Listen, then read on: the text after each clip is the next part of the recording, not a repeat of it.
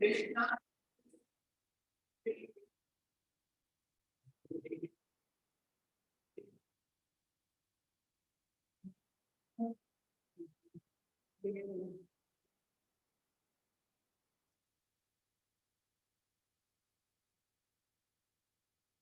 Hare Krishna. Thank you very much for joining. I know this is a really long weekend. Definitely, you would have many more options to go, many more options to travel, to spend time. But you have chosen to spend some time with us. We are very thankful to all of you. It is said in our scripture, Vasudeva Katha Krishna Purusam Trina Punati Bhaktaram Prachakram Slokram Tatpada Saryam Yatham. So, once we have these discourses, we might be thinking that how all of us are getting benefited. It is mentioned that whenever there is some discussions of Bhagavad Gita, of the glories of the Lord, of the pastimes of the Lord, of the instructions of the Lord as in Bhagavad Gita, then three kinds of people are get benefited. Who are get benefited? Definitely the audience. And the second people is that whoever asks questions, because they think about it and they ask questions. So definitely their absorption is much higher. So that's why we really encourage everybody to ask questions. Right? Not to believe anything that okay, it's all blind faith. It's not blind faith. We discussed today also. That all our scriptures in Bhagavad Gita, Bhagavatam, all our scriptures are question and answer. Lord is encouraging us to ask questions. That's why we really like to know more. And we discussed also how to ask questions. What kind of questions should I ask? But the most benefit, is really kind of the beneficiary. The most beneficiary person is really the speaker. We really get the most benefit because to speak something, we have to hear. And not only have to hear, we have to contemplate on it. And we have to reflect on what we are saying. And we have to practice what we are saying. It's not that we just you heard something and then we just said something. So I think it takes a lot of practice, a lot of hearing for us to say something. Like, or any speaker, if they will speak for 1 hour, maybe he might be hearing for I don't know, hundreds of hours. Right? So yes, the speaker gets benefited the most. So yes, today we'll be discussing a very, very important topic. That why we suffer. But before that, I would really like to hear from you whatever we have learned so far. Anybody would like to share? From the last 2 sessions, how many of you are for the first time today? Yes.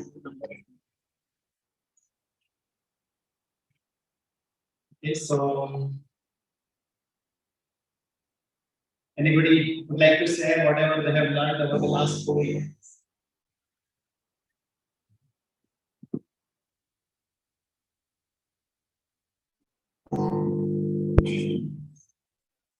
Maybe you can just raise your hand and can be just loud enough. Yes, that's we've been attending the last couple of weeks. Yes, please. Please be loud enough. You can come a little closer. Yes. Yeah, you can come a little closer. Yes, you can come closer. Yeah. Then we can bring it back and sit here. Yes. She's a nice student with pen and paper, she's noting down everything. That's the quality of a good student. So whatever we have learned, yes, please. last class, Prabhuji talked about how people don't want to read these days because one reason is because they say they don't know Sanskrit. So he narrated a story of Dasa, and actually when Srila Prabhupada went to so he came to him and he was so very much illiterate and he was very unfortunate. But Srila Prabhupada showed him so much mercy and slowly, without even knowing the language, he started learning it and now he translated so many books from Sanskrit to the languages, different languages, and that's how we learned that how language is not the barrier of learning Gita. It's the devotion and dedication we put into something to learn. And then Prabhuji talked about the story of Duryodhana and Arjuna, how they went to Krishna before the war, and Krishna gave them two choices: either choose his Narayani Sena or Krishna. So Arjuna.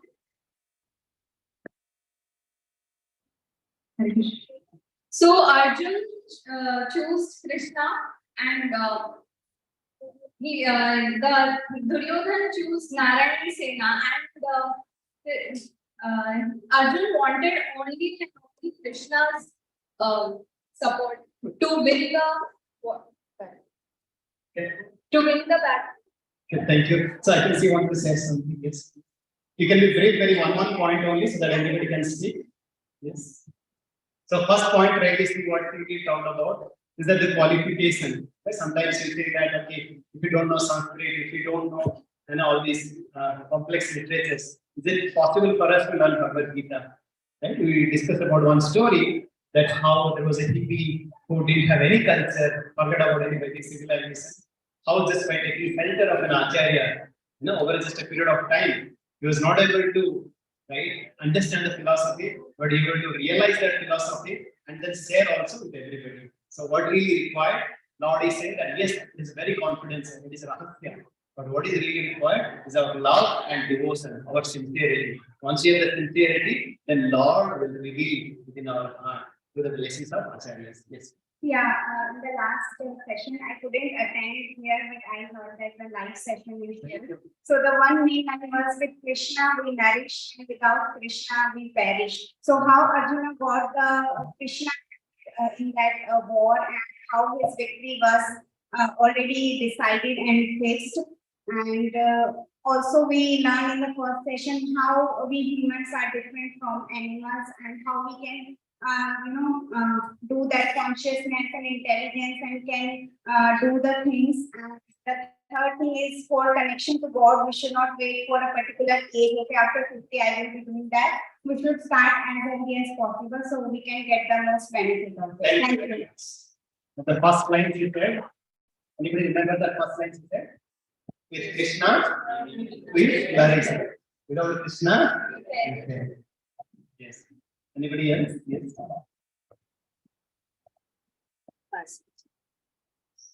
Hare Krishna. Lord Krishna himself took a role of a chariot to show the perfect example of leadership. Yes. And the presence of Lord Krishna and Hanuman in the flag are the symbols of Pandavas. Yes. So we discussed that we went to the battle of Whitefield and we learned what are the victory signs of the Pandavas. Even the battle, at the Kurukshetra battle, before it started, there were already the signs of victory. Right? Even though Duryodhana had all these skills, all the management, guidelines, everything implemented nicely, but he was really lacking one thing. What is that? Krishna. Jayastu Pandu Putrana, Yasyam Pakshi Janardana. Yes, it's very important for all of us to really understand. We also took into a corporate, thought process as well. We might be doing so many things. We might have a great advanced technology, based project. We might have a great funding, right? We might have the best of the resources, but if this project is not aligned to my corporate strategy, to the CEO's 10-year plan, right? Whether that project will kick off, no, it's just a matter of time, it will get collapsed. Okay? So similarly, I might be doing so many things, I might have so much of opulence, I might have best of the things, but if it is not really helping me in my long run, right? Not in this birth, but also my next birth, right? And there is of no use. Yes. Anybody else? Yes, there was someone. Anybody would like to say? Yes, there is. Yes.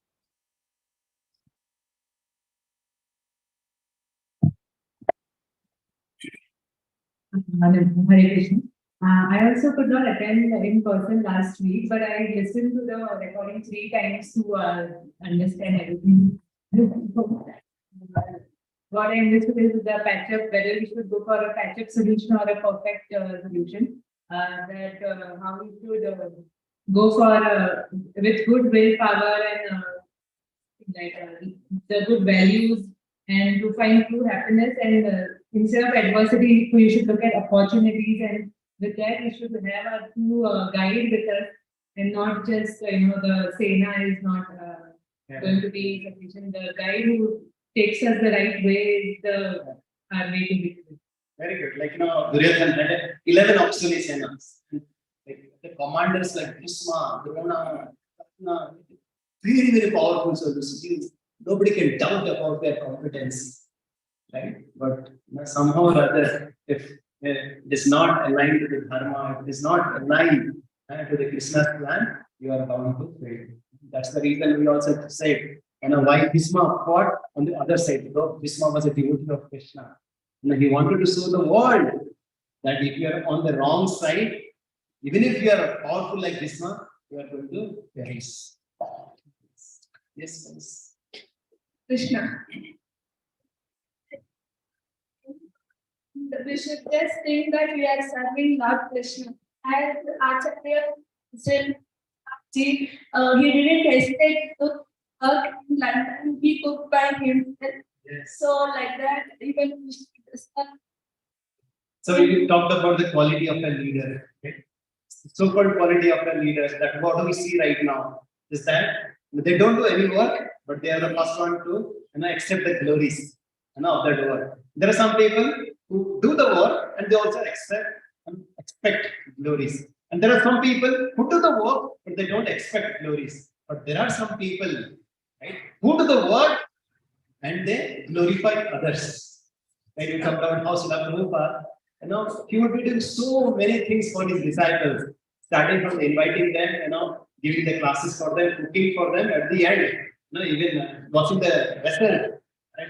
If you see his biography, if you read his biography, it's not, being told by him. Whoever were the audience at that point of time, they have written the biography of Prabhupada. We have seen. We didn't know that this such a high caliber Swamiji who was always absorbed in Vrindavan, right, and glorifying the Lord, but his heart was full of compassion. His heart was really bleeding, right? He would spend gallons and gallons of blood to bring one soul, one hippie soul who didn't have any culture to become a top class person. And that's what he would do anything and everything to bring that soul to the highest position. Yes. Till the last week, I just said Krishna, but from the week back, I can feel that I am in the protection of Krishna. So, like sometimes, we were discussing today is, we ask, where is Lord? How can I find the center of the Lord? Like, yes, we might not be able to realize sometimes, the child, is always at home, you might not feel it, but then once you are away from the home, you really feel the need for it. That, oh, my mother was really taking care of my food, my mother was taking care of my, so nice bed, my mother was taking care of, what I really like to wear. And then you really see that, somehow or other. And I take it for granted, whatever God has given to me. Right? So, I always tell this, we tell our children, once you go to a restaurant, no, beta, you should thank the waiter or waitress, and I say thank you to them. But then we don't teach our children the Lord who is giving us everything, right? Who is just giving us everything, we hardly say thank you to Him, right? And what else you can expect from our children once they really grow up? Thank you very much. Yes. How we can really become more aware of ourselves and also the Supreme Lord as we progress in this spiritual journey. Is anybody else would like to say? Yes. We started talking about how we should get rid of distractions. Yes. So you given an example of a 10 coin, if you hold it. If you hold a 10 rupee coin in front of us and say, where is the sun, right? So we cannot find sun. So to see the sun, we have to get rid of the 10 rupee coin.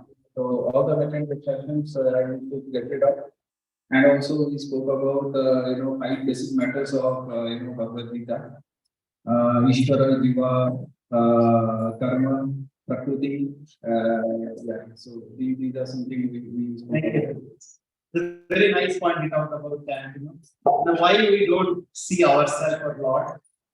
Just like when this water is boiling, right? If let's say 1 rupee coin also is on the bottom of the vessel, can you see that coin? No. But once it's pulled down, then you can see that coin. Right? Once our mind is very agitated, right? With so much of anxiety that we cannot see ourselves, we cannot see the Lord. Right? What is really required is just to calm down for some time, right? Like everybody wants to be a go-getter, but we should understand where we should go and what we should get, isn't it? Right? Like that's what we learned last time from Arjuna. That yes, Arjuna was a go-getter, right? He was a first-class warrior. He's a Kudakesa who had even conquered over his sleep. He was like Dhananjaya. He's a Parantapa. In the base of the archer, but then he also, somehow like in a confused state, what to do, what not to do. Right? At that point of time, we need somebody who can really help us. Okay, so let's proceed further. Right, as we always do, just to remind you, at the end we have a quiz.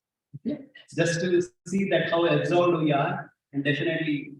Of course, the prize that we get is the matchless gift or a small book. But the most important thing is that how do you really bring those teachings? Because this teaching is not just we are saying that is important. No, it is because it is coming from the Lord's lotus mouth. So that's why we are saying that it is very important for us, right, to really absorb ourselves in those teachings. Right? That's why we also recommend, right? Yes, start memory is very nice, but better than that also is a pen and paper. If possible, right? Like I would request you, right? Just like a student, right? Yes, you should be a student, like learner, right? You should make some notes, right? It will really help us, to reflect, right? To contemplate. Right? So it's not just like we just get ourselves always absorbed in action, right? Those points, whatever Lord is teaching us, we'll take a pause also to reflect. Okay. So now let's proceed further. So yes, we talked about the structure of the chapter 1, and then we discussed from the victory signs of the Pandavas.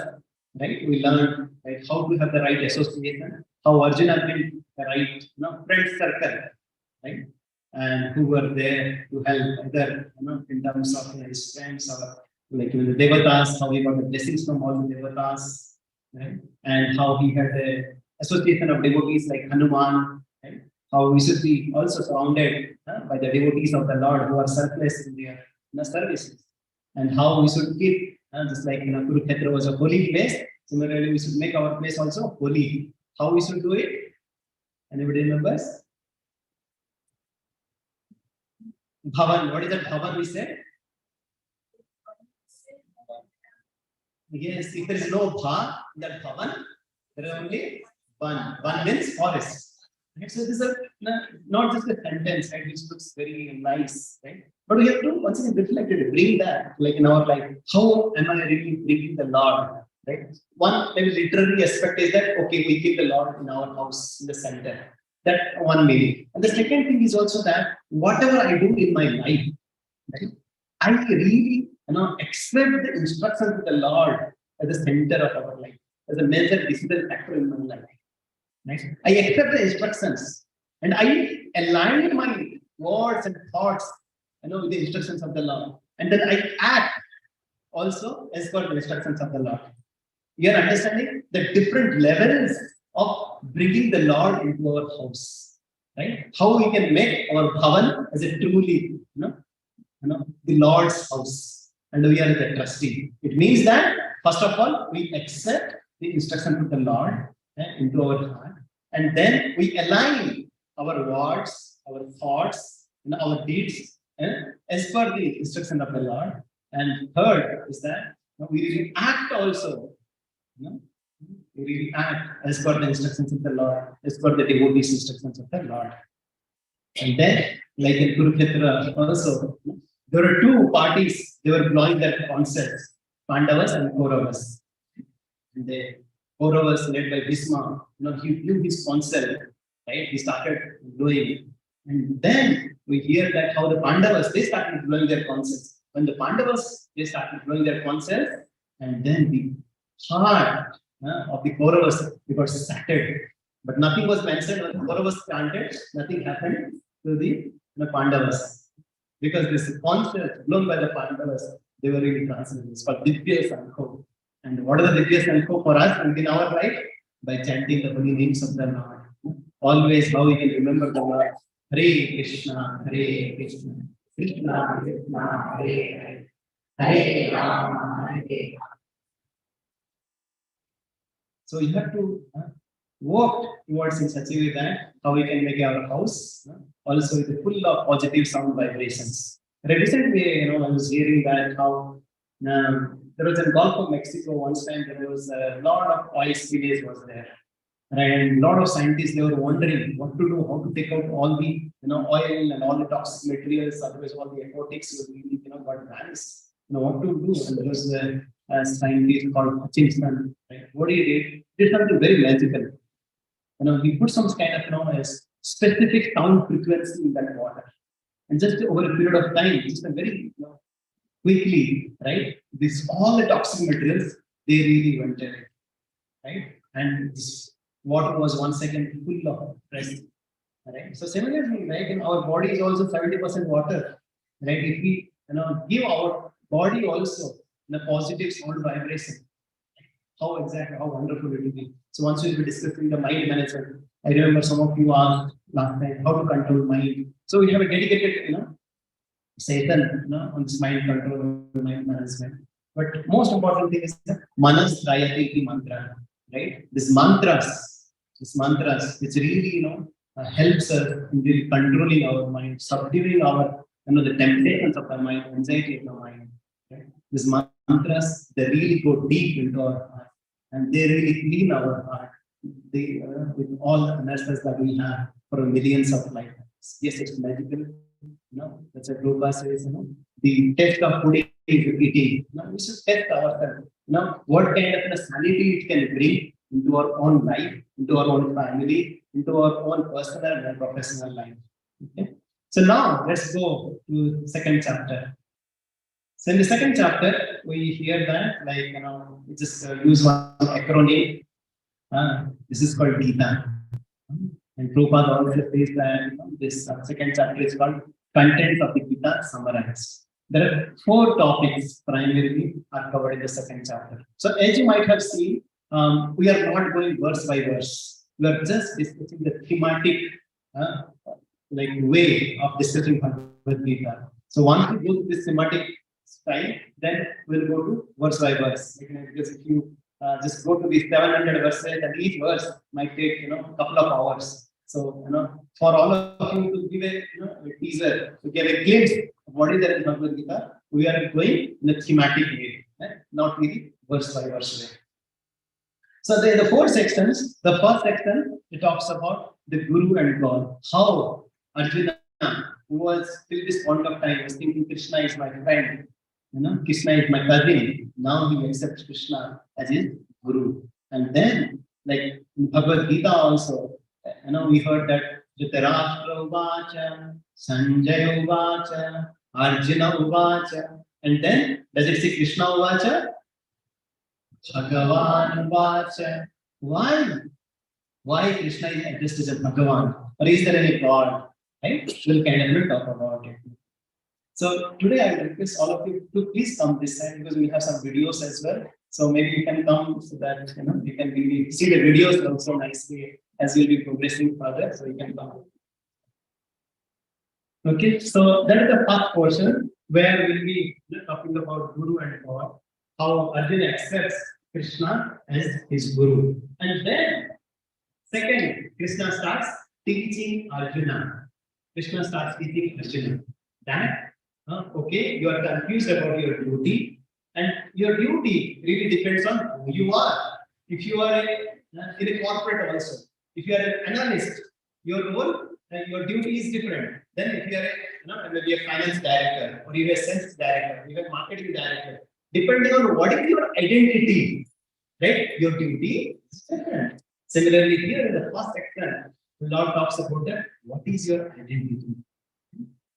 That he really brings. Like he talks about two identities, two roles. One is called functional role, another is called fundamental roles. Functional role is that. What is a functional role? Right? Yes, Arjuna was thinking that I am coming from the Guru dynasty. Oh, I am really, the student of this. I am the father of this one, and the friend of that one. No, I am the grandson of this one, this person. Like he was identifying himself with, all the skin relationship.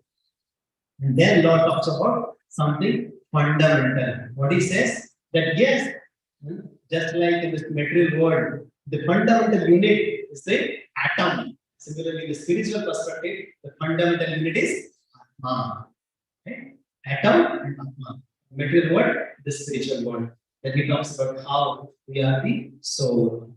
And then, as we go further, we understand, yes, all of us are, right? That is Atma, and then we have this body. So we have two duties to perform. What is that? One is our functional duty. As a father, yes, I have to take care of my children. As a husband, to take care of my wife, I have to take care of my spouse. As an employee, to take care of my organization. Right? Or as so many other hats that we have to take care of that. But at the same time, we have to also understand what is our fundamental duty. That is to feed the soul as well. Right? We have the soul, how we can take care of and feeding the soul. So, and how both of them, they have to go together. It's not that I take care of only my professional or family duties, but also I have to take care of my spiritual duty. So it's not either or, it's and. That's why we most of the times we do the mistake that okay, if you come into Krishna consciousness, you become a Tyagi, you become a Baba. No, Lord Krishna didn't tell Arjuna to renounce. Arjuna wanted to renounce, but Krishna told Arjuna, no, it's your duty to fight. So in all of us, we have different fights, right? And we have to fight it out. We cannot escape from our responsibilities. But how to do that responsibility beautifully, Lord will talk about it.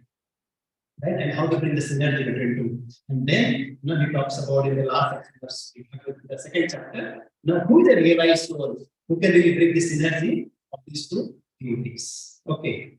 Any questions so far? Okay, let's proceed. So yes, Arjuna is suffering in confusion. He's thinking that okay, as a Kshatriya, it's my duty to protect. And also as a Kula Dharma, I have to protect my dynasty as well. So what should I do? I'm completely confused. Right? He's really kind of suffering at that point of time. What is to do? Like we were discussing last time also, right? Like how within our heart there are two dogs. One dog is good dog, another is a bad dog. Right? Like there is a dharma, adharma. There is always a fight between these two. But then how do you understand what is right and what is wrong? How do you understand? We are always torn apart, whether we should go left or right. We should do this or that. How we should really, what are the parameters, right, that really help us in identifying? Any thoughts? Most of the times you are so confused. What should I do? What is my purpose? And that's exactly, Arjuna was there, right? Like when all we were discussing last time that concepts were drawn and all the armies from both the sides they were about to attack each other, right? And Arjuna took a moment to reflect. Please tell me what I am supposed to do, how I should do it. And this is one more point also. Sometimes we think that Krishna just want encouraging Arjuna to fight. If Krishna just wanted Arjuna to fight, he would not have spoken this without the 700 verses. Right? What he would have spoken? Do you remember Arjuna? How your wife Draupadi, he was really disrobed? Or he would have, oh Arjuna, do you remember how Bhima was given poison? Do you remember? He didn't talk anything in the Bhagavad Gita. Like Kshatriya, if he hears something negative like this, he's not boy. Don't forget everything else. Did he say anything in the Bhagavad Gita about all these kind of negative things that has happened to him? No. Lord, what exactly he wanted to bring to Arjuna is that what is the reason you should fight? Right? And which consciousness you should fight? It is more important and then just fight. Because what we do, right? Even Duryodhana, he was also fighting. Right? And Arjuna also was fighting. What is the difference between these two? Right? What is the purpose? The right and wrong. Like in Mahabharata, it's mentioned that there are 3 factors that you should always remember. What is the intent? What is the content? And what is the consequence? What is the intent? Why are you doing this? You should be very clear. Before doing what, we should be clear on why we are doing it. Right? Anything you do, we should be really clear on why. Your intent has to be very clear. And then content, right? Whether you are doing that, whatever you are doing, in an ethically, in a moral way or not. And third thing is that, what is the consequence? Right? Palena parichaya. Right? What exactly is the result out of it? Right? That really determines what is right and wrong. Of course, we'll talk about case studies later. But then, yes, most of the times we suffer. Or anybody who doesn't suffer, is there anybody who is not suffering or who has not suffered or who is not going to suffer? Anybody is like that? Either he must be a billionaire or a millionaire or a pauper. Is there anybody? Or is somebody kind of having, maybe Ghana lifestyle, he doesn't have to suffer? Or is only people in, this Whitefield, they have to suffer because of traffic, not the people who are in the US? Right? Everybody is kind of going through different kinds of fear. Right? If you say in the Western world, the fear that they have is that whether my spouse will return or not. Or the fear they have is of terrorists. The fear they have, nowadays they have added one more fear in their life is FOMO. How many people know this FOMO? Fear of missing out, fear of rejection. Right? They will see that 100 people, they might have liked, they might have shared, your post, but one person had disliked. Right? Or one person kind of trolled. Then your mind will go, who is that person? Why kind of he or she like that? There is always mind always going towards that negative. Right? If there is a song get trapped in your head, always mind goes there. Right? But you don't think about how 31 there, and once it gets stopped, the mind goes there. We suffer so much. That's why somebody is saying that how this human being is always a fool. When it is hot, he wants cool. When it is cool, he wants hot. Always wanting, he is not. So, what do you think are the reasons of suffering? Any thoughts? Why people suffer or why people suffer? We don't know what you want. Very good. Okay, spiritual content. Okay. They never cherish. They never kind of be grateful to what they have done. Yes. Over attachment. Okay. Negative thinking. Mind is programmed like that. So they say, yes. We are not in a Sita Pragya state, which is an again high technical term, which is Sita Pragya. Okay. Sorry. Okay, we don't have any perfect plan. We have not programmed everything so sophisticated way. Over expectation. We compare our life.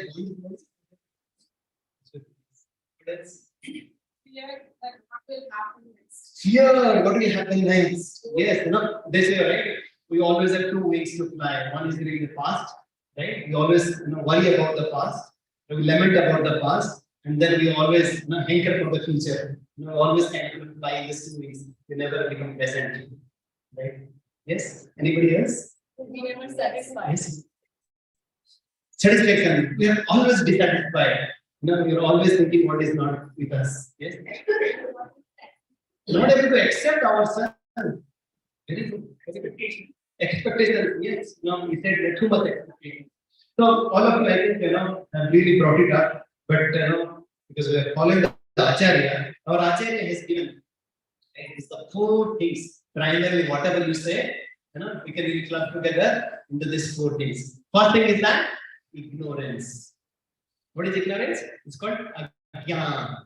Right? As some of you said, we don't know who we are, right? And we are just trying to do what we are not supposed to do.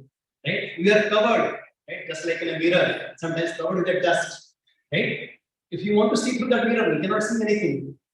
Right? It's like our knowledge is covered with multiple layers of ignorance. And then it's ahankara. Always we put ourselves in the center. Right? We don't see the other perspectives. We don't see the bigger picture. What is the Lord's plan? We want to see that, oh Lord, I am more intelligent than you. So you should do what I say. Right? Oh Lord, you are powerful. Right? So you should help me in executing my plan.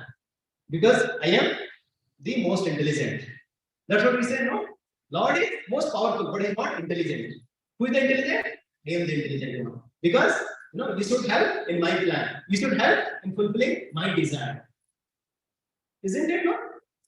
Most of the time say, right? It's my way or highway. Oh Lord, you have to follow me. So who is the Lord? It's me.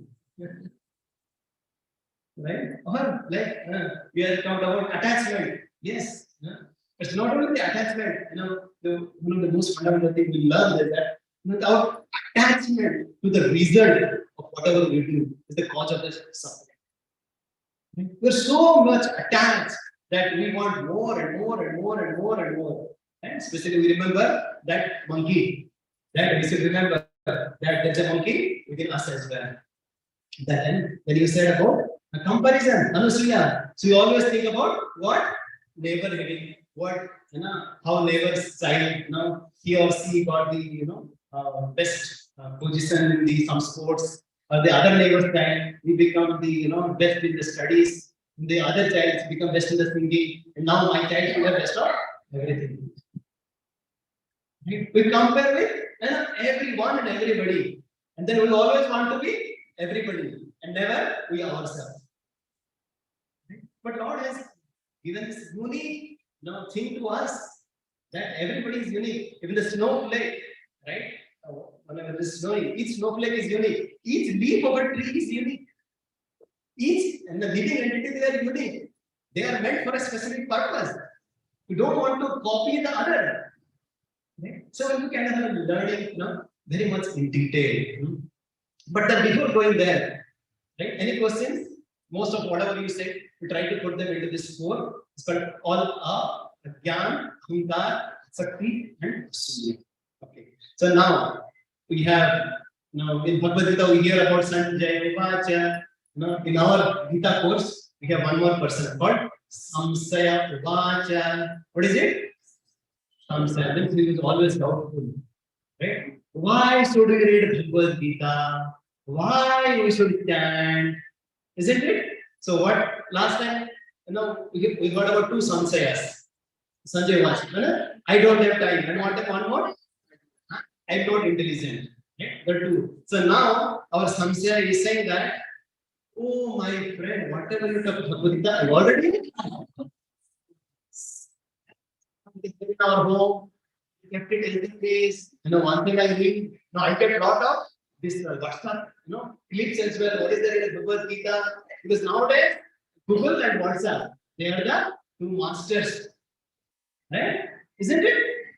Yes. I know everything, whatever you are saying. Is true or not? Right? Yes. Always we see that, right? But then, right, what Krishna and Prabhupada and our Acharya say, through their example. Let's repeat this verse. From Bhagavad Gita 2.7. So, I would request all of you just to remember one verse in 1 week. Every week we are chanting a couple of verses. Because as we said, like these are the verses coming from the Bhagavad Gita, from this kids the Gita, Bhagavad Gita. Right? Just by taking one verse, one sloka, one line, our life gets so refreshed. I would request all of you to chant, to remember, to recite every day these slokas. And not only the sloka, but also number also. This is Bhagavad Gita 2.7. Just like in the quote, right? You go and see that, okay, they talk about, this principle from this canal code or that procedure or that, right? So they always put the number. So we should also be very specific in remembering the number that is there in the Bhagavad Gita. Okay, let's chant. Panyadoso pahato sabha.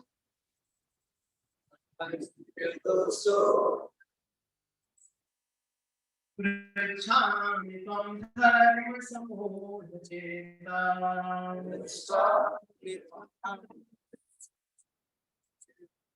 Yasrehasthani sthitam bruhitam me.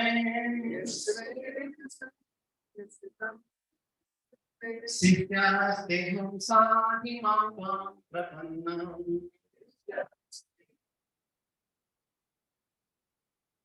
So here, Arjuna, first time, is now surrendering to Krishna. He's saying that, oh Krishna, Pritchami, I'm asking you, because I'm dharma samudhacheta. My consciousness is confused. I don't know what is right dharma for me. Now you tell me, just Reha, what is best thing? And you tell me very clearly. Why? Because now I'm surrendering to you as your disciple. I'm surrendering to you as your disciple. So now we talked about so many qualifications of Arjuna, right? Like how is it how is it Parantapa, how is it Buddha? There is so much degrees, right? Now sometimes we also think that we have also degrees MBA, BSc, BEd, BAd, MEd, LAD. Right? We have also so many degrees, right? But then with all those degrees, we cannot really approach the Supreme Lord, right? For whatever we do, we need to take the shelter of someone, right? That's what we always say, that the greatest impediment of growth is these 3 words. What? I know this. Right? Right? If we always think that my glass is full, can I add more water there? It is possible? No. So yes, once we are humble enough to accept that whatever we know is really the very little, right? And whatever we know that we don't know is maybe another big circle. But whatever we don't know is really this whole news. So how insignificant we are, right? And then that really brings us the mood of humility, right? Especially here in this section, right? We should learn from Arjuna that yes, we have to approach somebody. Just like if an editor, maybe book author, right, writes maybe big volumes of book, but then he needs a proofreader or an editor, isn't it? Because that editor or the proofreader, he helps him kind of bringing that clarity in that book, bringing maybe sometimes to understand the potency, right? Whether is whatever you want to communicate is right or wrong. Whether you might be kind of explaining it too many words, but then he brings in a soft way. Or like a sports person, whether it's a kind of a boxer or a karate or a cricket player or a football player. Now, is there anybody? Well, for running also, you need a coach. For once you go to school, you need a teacher. Is there any place that you don't need a teacher? Is there any place? And how can we really say that we can also understand Bhagavad Gita on our own? But can somebody become a doctor by just reading some Grey's Anatomy and some of the books there in medical science? Is it possible? And is it possible for us also? Just by on our own, just reading a couple of pages of Bhagavad Gita or Bhagavatam or some scripture, we become a scholar and we can realize a lot? No. We have to approach the right person who has understood it, who has really applied it, and who is now showing it. Right? That's the quality of an acharya. Acharya is one who has really understood it, who has really applied it, and now who is teaching it.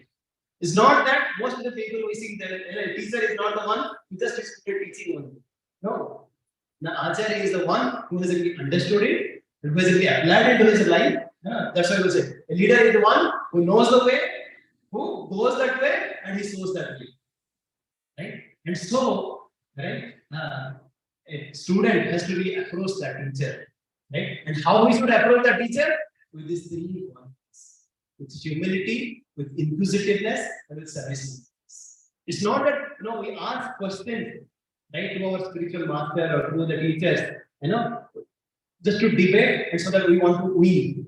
Right? But we see that how the disciples, how Lord Krishna, he also came and he took Sandipani Muni as a teacher. How Lord Ram, he took Vasishtha and Vishwamitra as a teacher. And how they would really ask questions. And yes, we should ask questions, but with humility and with inquisitiveness, to understand, to reflect, to contemplate whatever we are hearing. And also, it's not complete without this service. Right? That's why seva, right? Because with humility, right, it enables the guru to give you the knowledge, right? And with the inquisitiveness, and it enables you to reflect on that knowledge. And with that service-mindedness, it will help you to go to walk that path of knowledge. You understood why these three things are very important for a student. And you might be student of anything with respect to your advanced, artificial intelligence, or it could be right, or your sports, or it could be politics, or wherever you go. And the same and more important is in our spirituality also.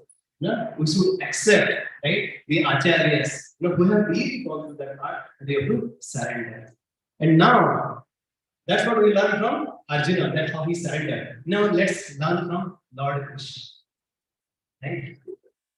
How Lord Krishna, how we talked about last time, how he was introduced as a Bhakta Vatsala, how was a chariot driver.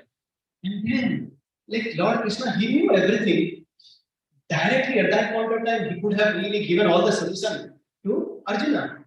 But then in the first chapter, did Krishna anything he said? No, he didn't say anything. He just heard the first chapter. And then the whole 17th chapter, he started speaking. So this is a very, very powerful principles, my dear friends. We just learn this one principle today. Right? There will be so many principles, but this one principle. Please repeat after me. पहले अध्याय सुनिए समझिए, फिर 17 अध्याय सुनाइए और समझाइए. Is it clear? Right? What Lord is trying to say is that first seek to understand, because most of the times we have so much conflict in our relationship, either with the spouse or with children, with our employer, or so many conflicts happening because of what? We don't want to listen. We want to make them listen. Right? We always say that. We see that people are very skeptical, right, to give charity, right? Because we know that how charity helps, but they are people very skeptical, very hesitant to give charity. But one form of charity they would like to give is abundance. What is that? Advice. Yeah.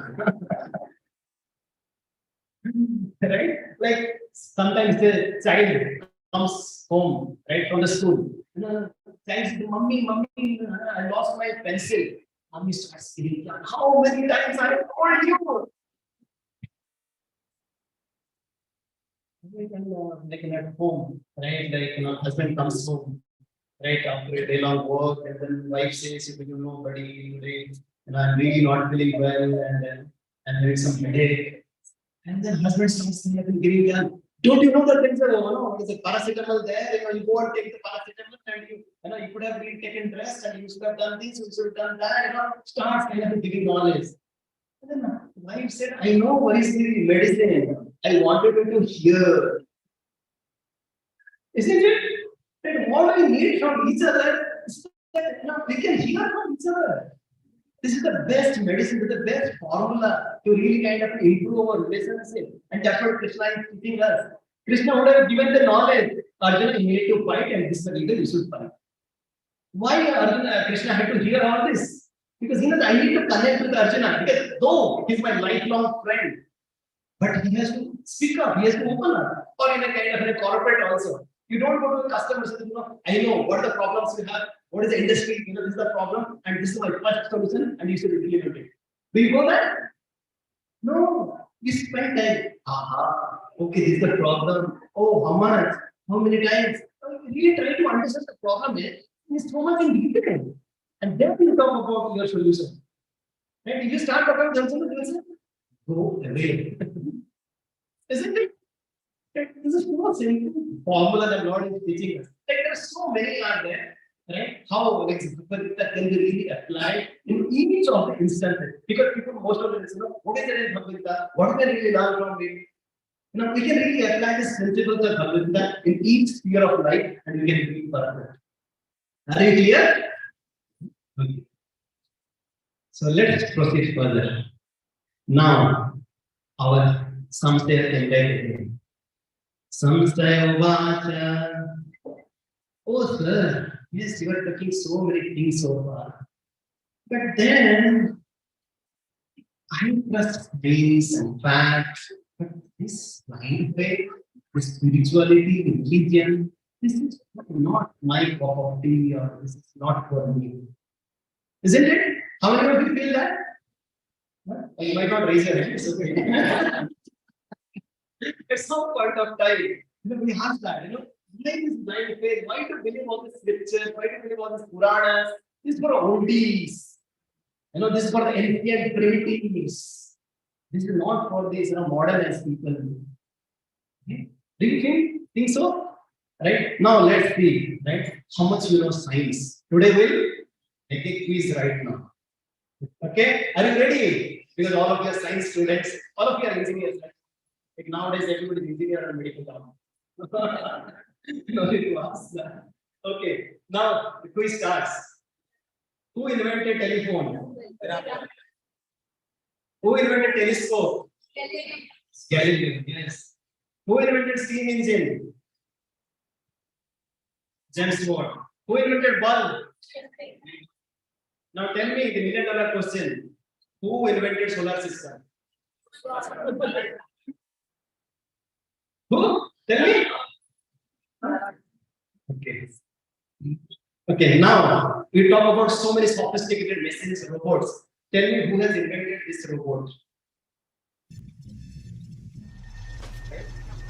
This one, right, with so much complicated CPU, right? Right, with so many complex programs, and what it really takes the input, right? And then how, right? It really has a purifying system, auto purifier, right? Within that system, and whenever you take some food, right? How it chews it, right, into smaller bites, and then it extracts the essence out of it, by going through so many other, chemicals or enzymes, right? And then it goes also a specific period of time to next levels.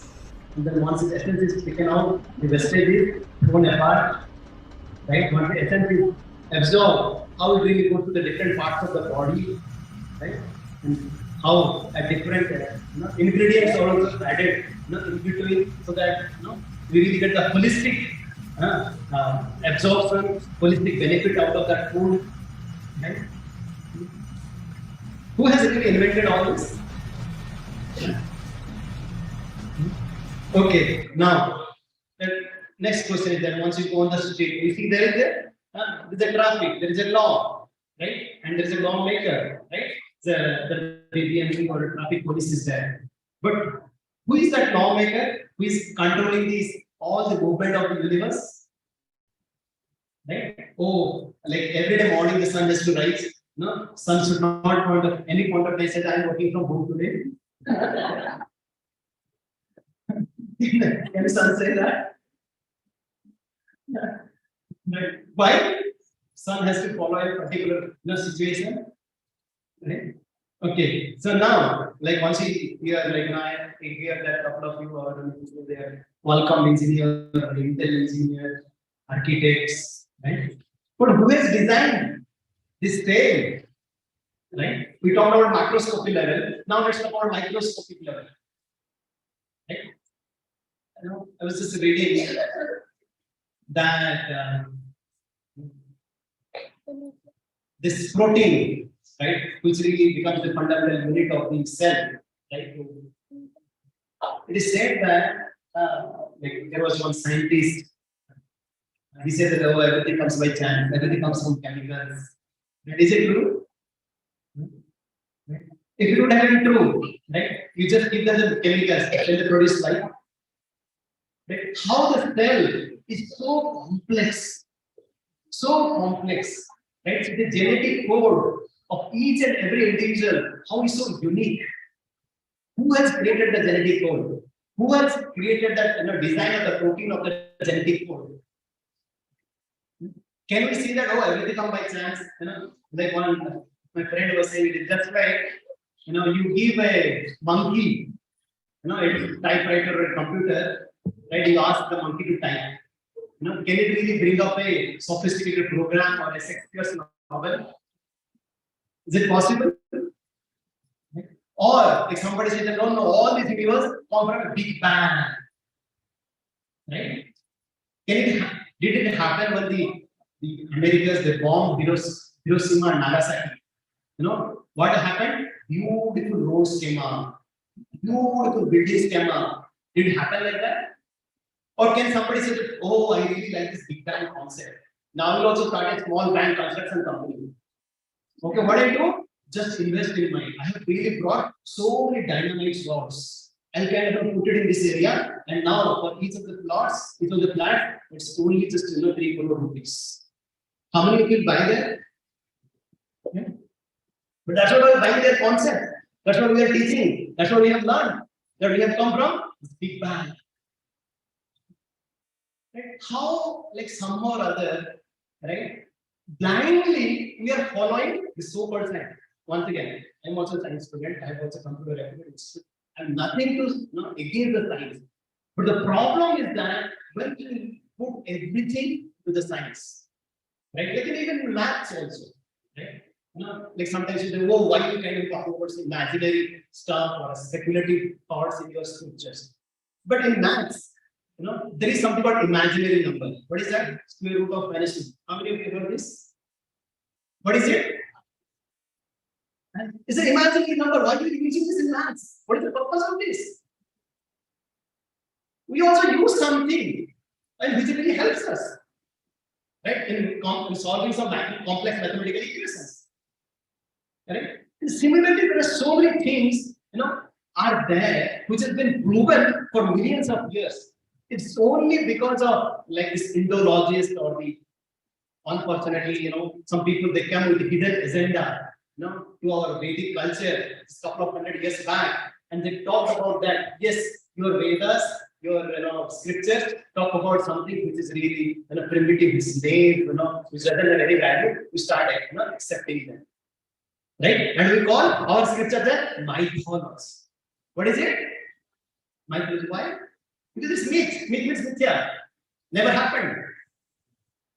It's all Purana, it's all mythology. These are all imaginary. But we hear that these are not mythology, these are Puranic, these are historical. Right? Till now, you see that people go to this bank of Gujarat, Dwarka, they find, right? Isn't it? They find the archaeological facts of Dwarka, how it existed a couple of thousand years ago.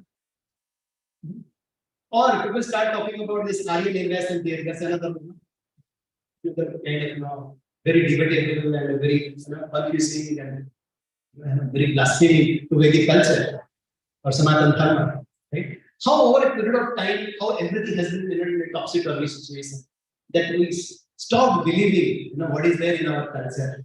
Right? You're talking about like like in medical, they talk about anatomy. The first subject that they learn, right? And the book they read is from the Grace Anatomy, right? And if you hear our Srimad Bhagavatam, the detailed aspect of how the body, how the bone, right?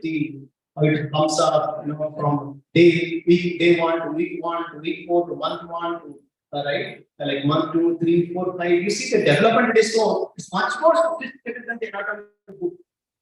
Right? People started believing that plants didn't have any soul, didn't have life.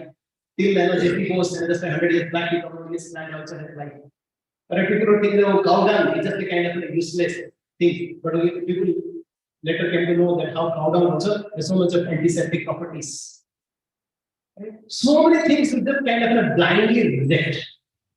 Right? Which is coming in our scripture. Think it's a mythology or this is the nonsense. No, but how rich, right? Even talk about that's called top 12 of India, right? Just even 500 years back, the GDP of India, right? It was kind of 25% of the overall world GDP. Why? Because it was so much primitive, they didn't have anything, any knowledge. That's why they were the richest. Why? Vasco da Gama or the Columbus, they were searching for India. Right? Why India was really so famous? Right? It's not because of some technology or because of this or that. Because it was so rich in the culture and spiritual living. Right? That's why it has grown over a period of centuries and centuries. Right? And yes, they really knew that how everything has a purpose. Okay, now let's see. Right? It's mind-blowing how we can really understand. Right? So now from microscopic level to the microscopic level, it's humongous.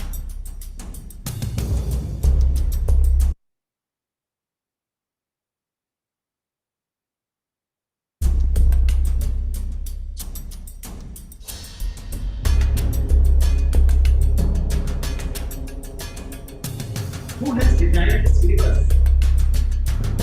The universe is designed in such a way that the code, the nucleus code that is there within the atom, it is designed in 5% lighter, not only hydrogen atom, or it is 2% stronger, it would have been very nucleus, the protein would have not synthesized.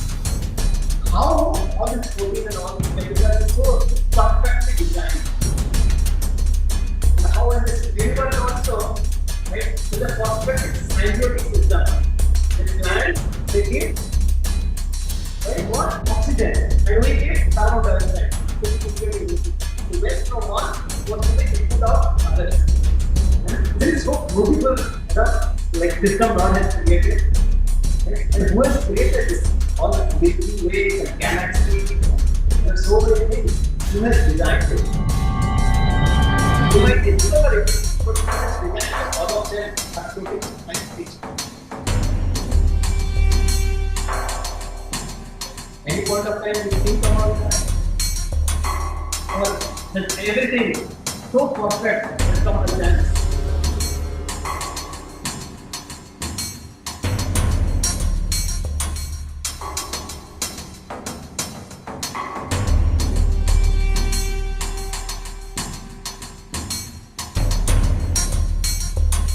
Especially now you talk about light. How light is so scientific that at each moment it absorbs, right? Billions of colors. Who has designed and put everything together? Or has everything come by chance?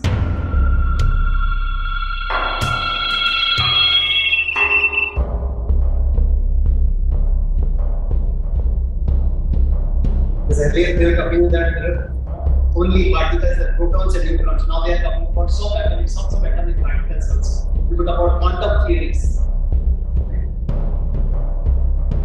The more we know, the more we realize that how less we know. That's what all the scientists are saying now.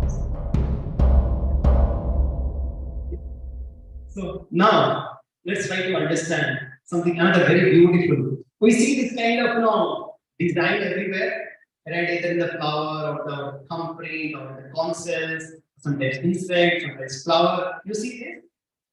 How many of you have heard this term called Fibonacci in mathematics? A lot of mathematicians.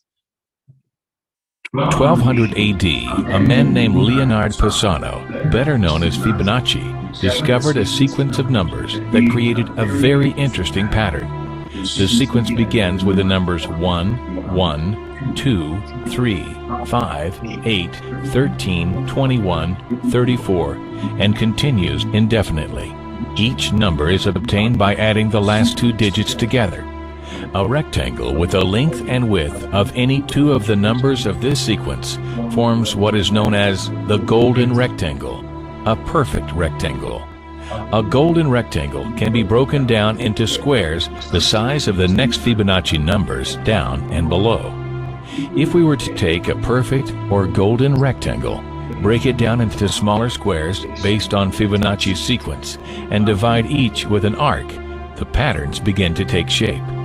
We begin to see Fibonacci's spiral. The spiral in and of itself is insignificant. Its importance is revealed in where we find it. Take, for example, the sunflower. The display of its florets are in perfect spirals of 55, 34, and 21, the sequence of Fibonacci. The fruitlets of the pineapple create the same spiral based on the sequence. The pine cone does the same. As currents move through the ocean and the tide rolls onto the shore, the waves that bring in the tide curve into a spiral that can be mathematically diagrammed onto a plot at the points 1, 1, 2, 3, 5, 8, 13, 21, 34, and 55. Buds on trees, sand dollars, starfish, petals on flowers, and especially the nautilus shell are formed with this exact same blueprint. With each segment of growth, the nautilus adds to itself one more value on Fibonacci's scale. This blueprint can be seen around us on a small scale every day, but the greatest example of all is directly above our heads. At an average of 100,000 light years across, even the spiral of the galaxies above us are formed with the exact design that the tiny shell is formed. This sequence or blueprint appears to be the trademark of a designer, a proof of a creator, something left behind indicating the one who was there, a fingerprint. As we scan our universe from the tiny flower to the awe-inspiring galaxy, we see the fingerprint of God. So you understand now, you know, whatever you see is the fingerprint of. So you might not see the God, but you can see the fingerprint of God everywhere. And who has perfectly designed it, right? That we see everywhere. Or has it come by chance? Does it really make sense? Right? So what we are trying to say is that, you know, sometimes, you know, we see the arrow is really moving fast. We see that there must be an archer who has really shot that arrow. Right? If we see the effect of the universe, this, you know, the symptoms, so whatever we see, right, we know that there is a cause. That's what we call causal, right? So, right, how can I see God? Right? Yes, through the cause, right? And still, some people ask, can I really see the God? Is it possible? Right?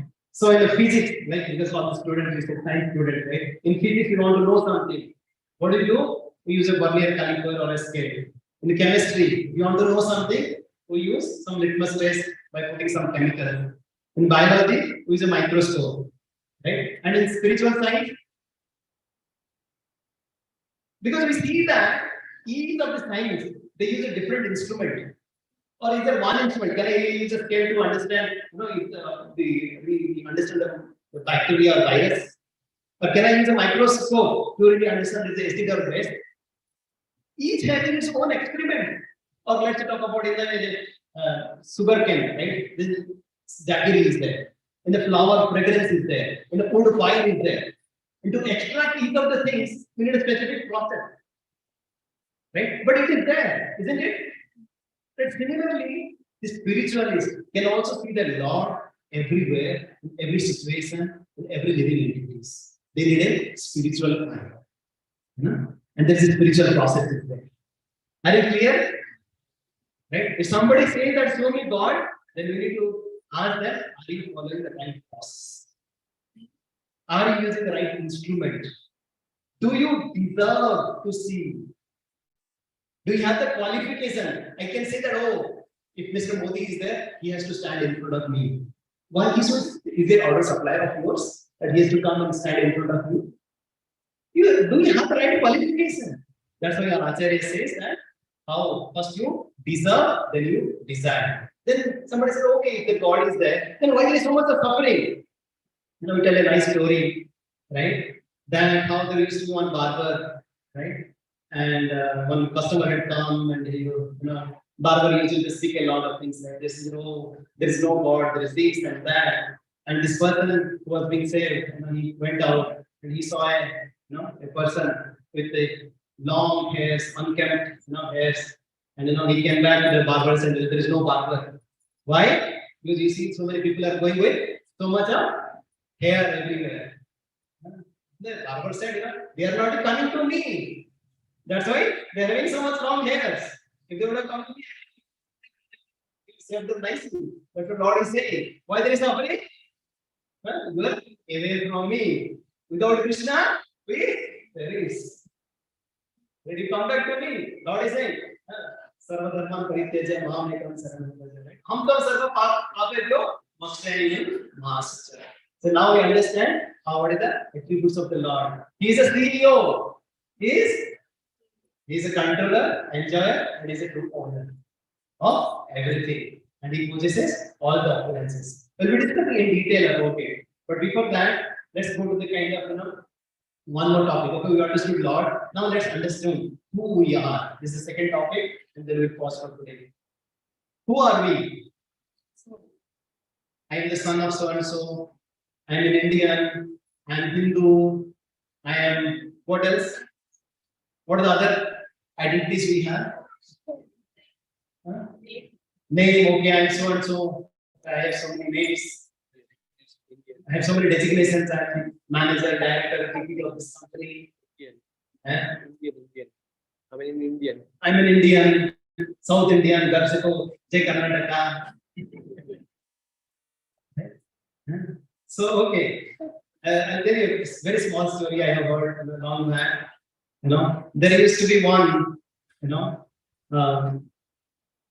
eagle, right? Was really kind of flying in the sky, and then suddenly, we saw that there were these chicks and the eggs were, the hens were there, and they had laid down beautiful eggs. And out of motherly affection, this eagle also, right? The sea eagle, she also left one egg, from her body, and she was there. And then this hen realized that yes, there are so many eggs, but there is also one more odd-looking egg also is there. And out of motherly affection, this hen also tried to hatch that egg also, and lot of chick came out from that process. But this egg took longer, but she tried her best, and she hatched that egg also, and there come a very different kind of bird.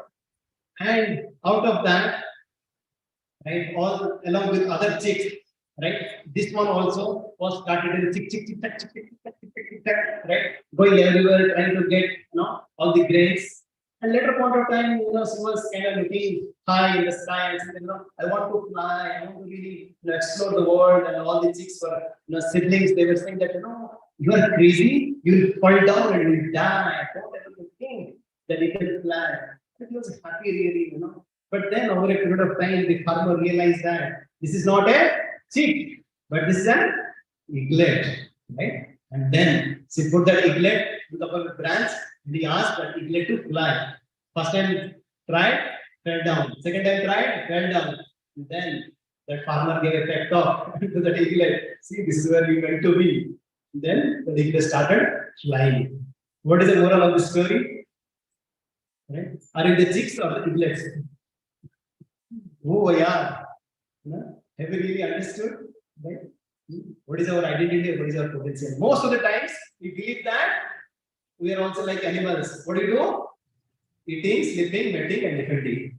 We are just like other animals. We are meant for only those 4 things? No, we are meant for something higher. Right?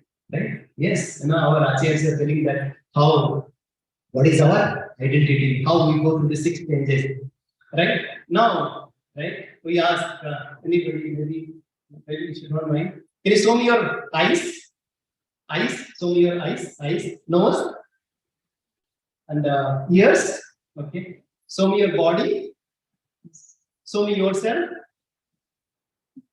You showed, like, this is my ear, my eyes, my nose, my body. Who is mine? Who is mine? Who is myself? Or who is yourself? We always differentiate, right? We always differentiate. Or we say that, there is somebody who is left, right, recently leaving his body. Then we say, oh, chale gaye. We see that same person is there. Or bio gaye, in Gujarati they say. Or a khbar udhar, like in Kannada they say, or oh, chale gaye. No, oh, chali gaye. Like in different languages, we might say different things. But we see the same person is there, but he said he is there. Why we say that? So there is somebody who is the owner of the body, and there is a body. There are two different things, right? Or somebody says that, oh, right, I'm just a, just a place of bones and chemicals or muscle. Is it really true? Right? Because that's what we will always do. We always ensure that we take care of our body nicely. But have any point of time we thought of our soul? That because for our body, we take care of it nicely, isn't it? We give the food, we ensure that we wash it nicely, right? We take it in so many ways. But any point of time that there is somebody else, right, within us, or who are we really? Have you started feeding them? Most of the times, what do? We really, take care of the cows, right? Not the parrot inside. Right? We take care of the fuel and the petrol, but we don't take care of the driver. Right? Isn't it? Right? But then, right? Here in Bhagavad Gita, this is the first teaching the Lord is giving to Arjuna. Please repeat after me. It's 10:13 verse. Dehi nosmini yatha dehe. Dehi nosmini yatha. Omar jana. Omar. Tatha dehi prasti.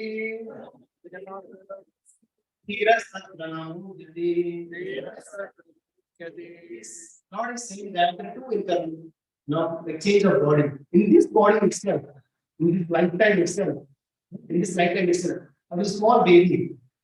And now I have grown up. And as I grow up, this whole bodily chemicals, everything is changed. Every 7 years, you don't get even a single step which is there after 7 years. Completely changed. Completely changed. I'm a different person. I have a different body altogether. But still, everybody say, identify myself with the same person. And the Lord is saying that not only is the body moves from the young to the child to the youth to the old age, similarly, soul also passes from one body to another body. Just like the fragrance of a flower moves from one flower to another place. Right? This is so very interesting concept, but very difficult to realize. Right? That how, right? Like we talked about this, that most of the times we end up in painting the case, forgetting order, feeding the parrot, right? And sometimes you might say, oh, is the real character? I just sentiment. There is no life after death. Is it true? Right? Or prior to this life, you didn't have any other life. Is it true? Right? Right? There is this. There are so many scientists called Michael Strauss who has done so many experiments for near-death experience, and there is like one scientist, one professor called Dr. Jan Stevenson from the University of Virginia. Right? He has also done so many case studies. So I just show you a couple of videos and then we'll wrap up. Okay. So they have the same name and boyish good looks. James M. Houston, raised in the Midwest. James M. Leininger, a young boy from the Bayou. Whoa! There's something in the eyes. It's undeniable. That's not all they share. Somehow James Houston's spirit has affected my son, either through reincarnation. I don't know how it happened. I can read the Japanese easy as pie. Initially, what caught my attention was James's extreme fascination with airplanes. And every night he slept with his G.I. Joe action figures, which he named. I took him to the Kavanaugh Flight Museum. Here's home video. While the other kids casually look at the plane, 2-year-old James seems to inspect it. Watch as he checks the underbelly, then climbs inside, donning the headset. What pilot put him on? I said, oh, look, there's a bomb on the bottom. He said, that's not a bomb, that's a drop tank. Bouncing about in the cockpit, James was flying high. That night, their world would change forever. He started having the nightmares, and that was my first indication that there was something wrong. It was a panic-stricken, terrorized screaming. Over and over again, James had the same terrible nightmare, 4 to 5 times a week. He was too young to explain the dream, but he could draw. Bombing ships, you see men parachuting. There's another one where planes are dropping bombs. He would just be crying, it's the airplane crash on fire, little man can't get out. He laid on his back and kicked up at the ceiling, and he goes, Mama, the little man's going like this. And he laid on his back and kicked his feet up. The little man's going, ooh, ooh, ooh, ooh, ooh, ooh, he can't get out. And I said, well, who's the little man, baby? And he goes, me. I thought Bruce and I were just gonna faint. They questioned, what kind of plane? Corsair. Why did your plane crash? My plane was shot down. Who shot your plane? He looked at me like I was a village idiot. He said, Japanese. I kept thinking, where's he getting this? I was a stay-at-home mom, so I know that there wasn't anything that he was being exposed to. Not exposed to in this life, but perhaps, just maybe, somebody else was. Decades earlier, James Houston grew up with the same insatiable fascination with airplanes. He became a naval fighter pilot and fought in World War II. March 3rd, 1945, during a mission near Iwo Jima, he took a direct hit. At age 21, was declared missing and presumed dead. where did he take off from a boat? Do you remember the name of your boat? He said Natoma. Found several thousand hits on the word Natoma. The USS Natoma Bay launched into battle, headed for Iwo Jima in the fight for Lady Gulf. It's the biggest naval battle in the history of the world. Leo Hyatt served on the ship. From his home in Ohio, he organizes the Natoma Bay reunions. That's how Bruce found him. I wanted to disprove it. He asked a few questions about, did I know some of the people? Oh, yeah, I remember those people. And so he got very quiet. It was all real. The people and places James described actually existed. And remember those G.I. Joe dolls that James named? Turns out, 3 men with the same names, first and last, served on the Natoma and were killed in action. James said they greeted him in heaven after his crash. I'd always asked him, do you remember what your name was? And he always said James. But his name is James. Yes, there was a Jim Houston, a rather large shell. Just hit him in the engine, and it burst into flames and went down. They showed Leo the drawings. He was right on the nose. I'm sure, in my mind, that he was there. Leo invited James, now 3, to the reunion. James recognized several pilots, even called them by name. You're Bob Greenwald. I'm serious. Never met Bob. No, he'd never met him before. And someone else was invited. James Houston's sister, Ann. And he goes, it's not Ann, it's Annie. She wasn't my oldest sister. I had an older sister than that. And I said, you did? Who was that? And he goes, Ruth. I mean, Ruth. Eddie is what they called me when I was little. Knowing my name and my sister's name, things that my brother did when he was a kid. It's too amazing to describe how he would feel that way, but he does. He considers me his sister. But does she consider James her brother? I think it's probably a reincarnation of my brother.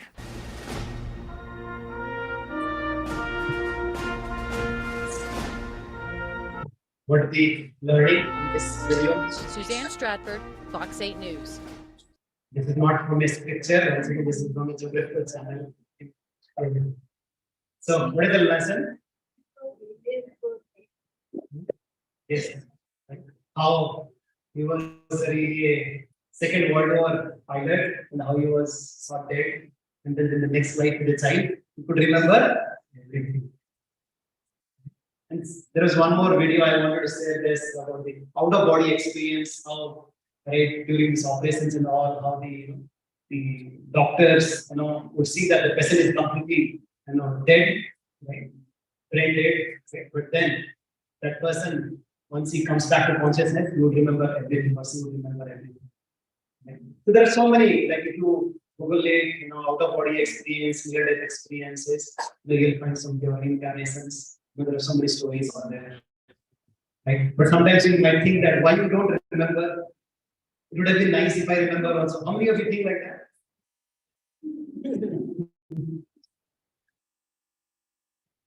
So, like this kind of a person, what kind of a trauma he would be going through?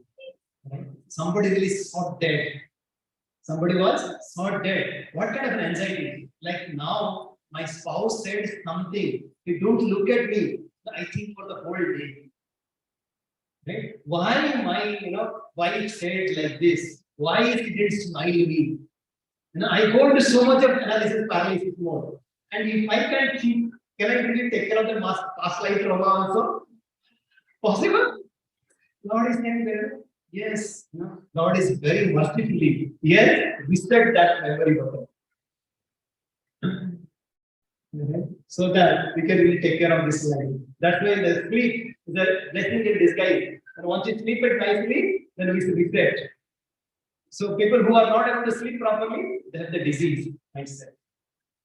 Isn't it? Right? So what do we really learn right, from all this?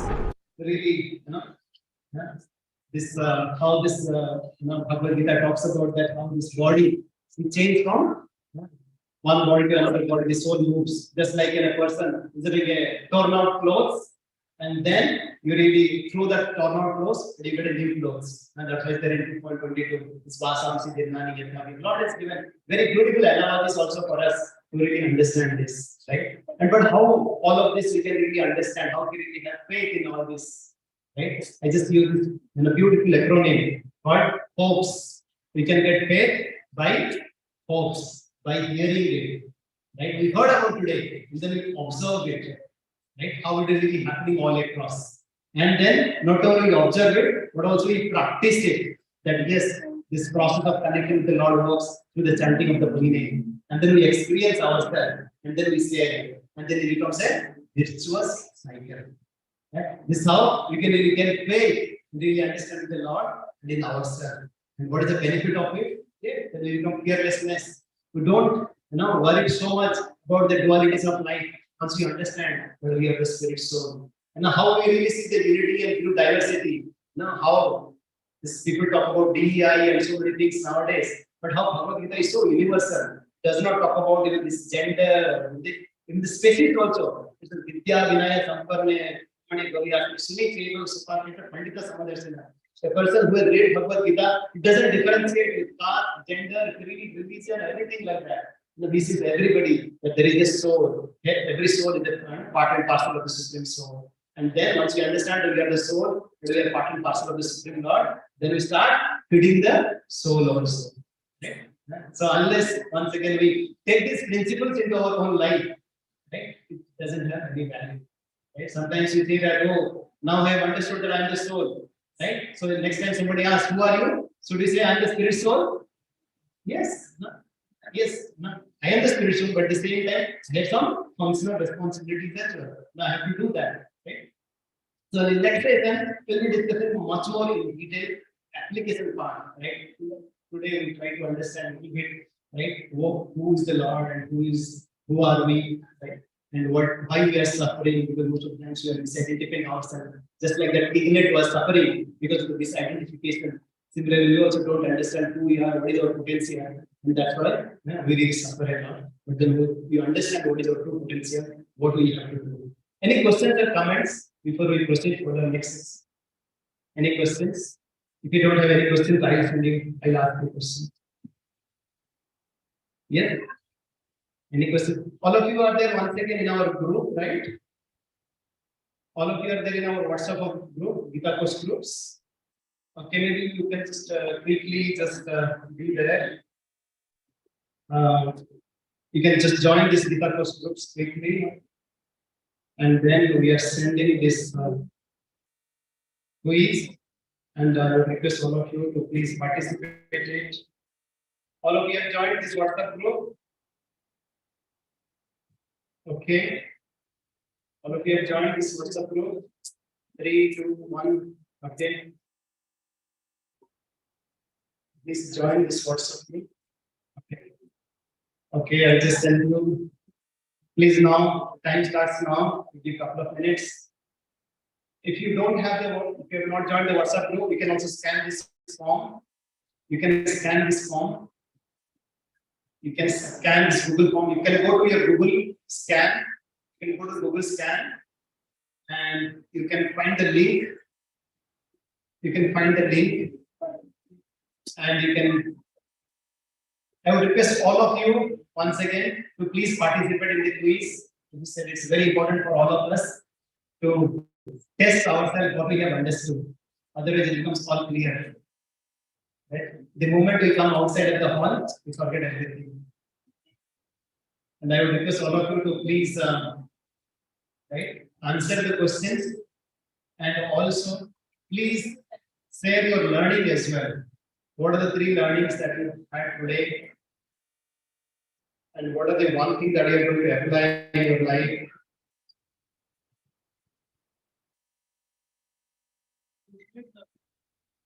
Yes, it is there. Okay, otherwise you can click here as well. Yes, it is there in the other group. Okay, it's not there in our. Okay, I'll just send it in that other group also.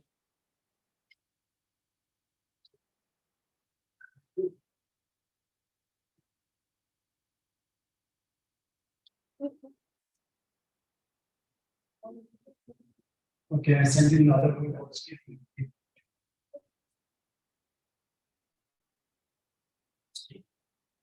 Okay.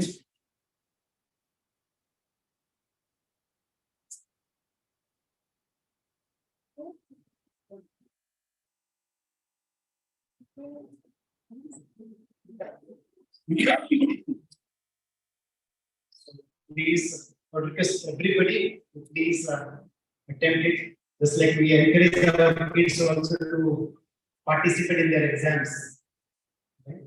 To write their exams. We should also write our exams. So we have already Jyoti.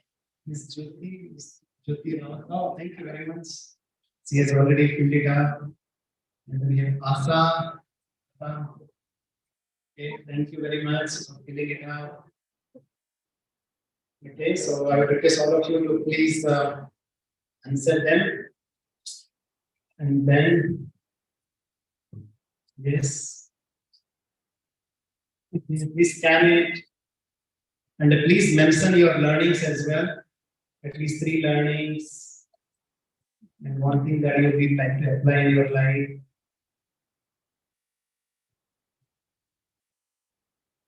Okay, please read the questions carefully. You know, we ask our children, right? Read the questions carefully before answering. Okay. And some of you also ask your questions. So during our lunch, the Prasadam time, we can answer them in a one-on-one. So some of the questions, if it is not answered, either they will be answered in our subsequent sessions, or you can ask them also in one-on-one during the Prasadam sessions. Because the lack of time, sometimes you're not able to answer them. But definitely, we'll answer them during Prasadam time or in our subsequent sessions. Okay, so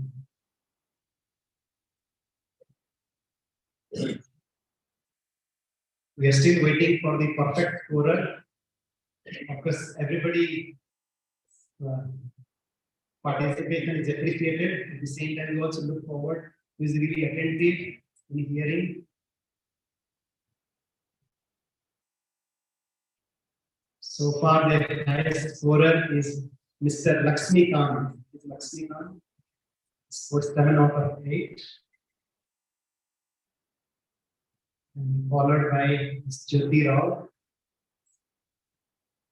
Okay. Ajay Chaurasia. Ajay Chaurasia. Daruda. Okay, where is Ms. Gayatri? Gayatri. Gayatri. Oh, thank you. Yes. Top scorer. Thank you.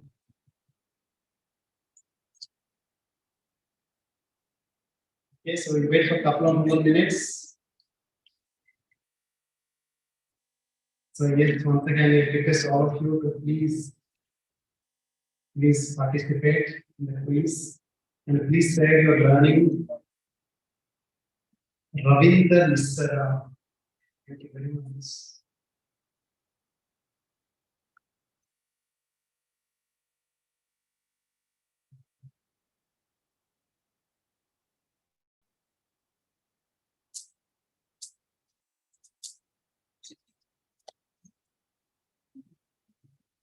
Who is this? Is funny. Is funny. Is funny. What is your name? Ishwar. So you also are the top scorer right now, right? Thank you. Okay, we'll just wait for a minute more. We have already received 35 responses so far. And some of you might not have asked any questions, so definitely you can ask them, as I said, during a Prasadam time or subsequent season, and so you can write a personal message to us also. We'll definitely come to it. Okay, so now let's pause it for today. I would request Ms. Gayatri and Aishwarya to please come forward and receive a token of gift from our side. So I would request our Anil Brand to give this gift. Oh, Krishna, right?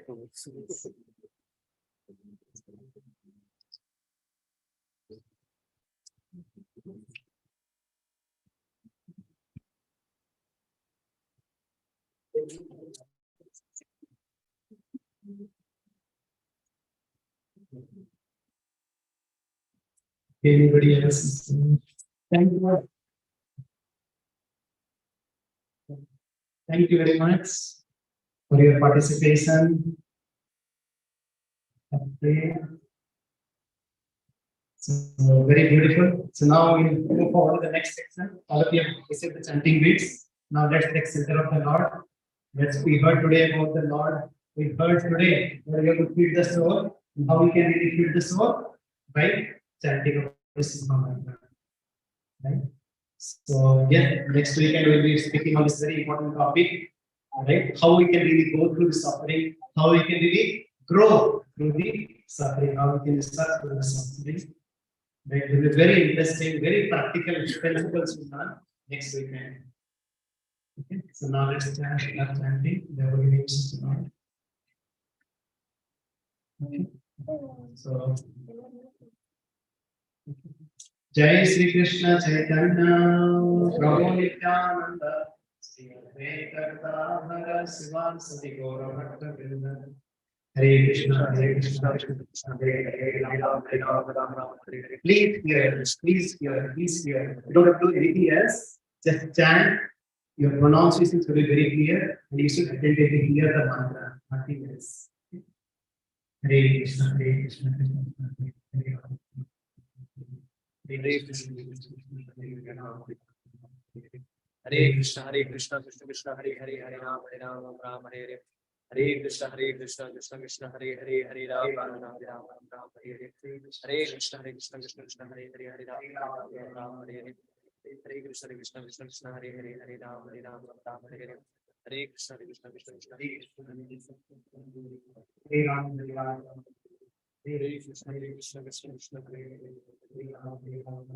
Krishna Krishna Hare Ram Hare Ram.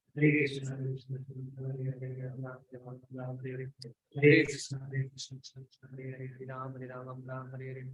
Hare Krishna Krishna Krishna Hare Hare Hare Ram Ram Hare Hare.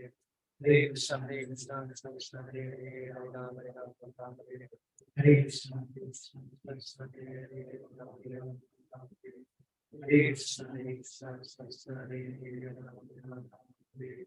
Hare Krishna Krishna Krishna Hare Hare Ram Ram Hare Hare. Hare Krishna Krishna Hare Hare Ram Ram Hare Hare.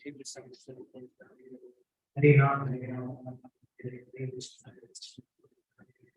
Hare Ram, Hare Ram, Hare Krishna, Hare Krishna. Hare Ram, Hare Ram, Hare Krishna.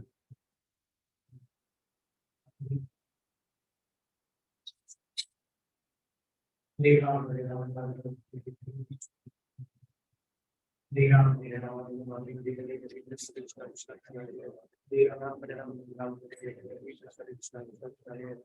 Hare Ram, Hare Ram, Hare Krishna, Hare Ram, Hare Ram, Hare Krishna, Hare Krishna, Hare Krishna, Hare Krishna, Hare Krishna, Hare Krishna, Hare Krishna, Krishna Krishna, Hare Hare, Hare Ram, Hare Ram, Hare Ram,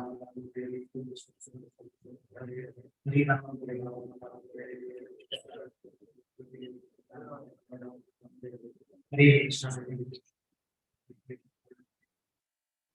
Krishna, Hare Krishna.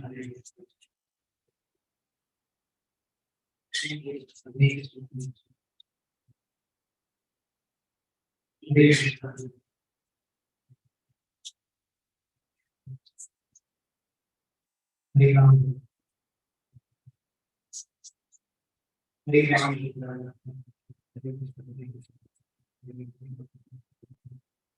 Hare Krishna, Hare Krishna, Hare Krishna, Hare Krishna, Hare Ram, Hare Ram, Hare Ram, Hare Krishna, Hare Ram, Hare Krishna, Hare Krishna, Hare Krishna, Hare Krishna, Hare Krishna, Krishna Krishna, Hare Hare, Hare Krishna, Hare Krishna, Krishna Krishna, Hare Hare, Hare Ram, Hare Krishna, Hare Krishna, Hare Ram, Hare Krishna, Hare Krishna, Hare Ram, Hare Krishna, Krishna Krishna, Hare Ram, Hare Krishna, Hare Krishna, Krishna Hare Hare, Hare Ram, Hare Krishna, Hare Krishna, Krishna Krishna, Hare Hare, Hare Ram, Hare Krishna, Hare Krishna, Krishna Krishna, Hare Hare, Hare Ram, Hare Ram, Hare Krishna, Hare Krishna, Hare Ram, Hare Ram,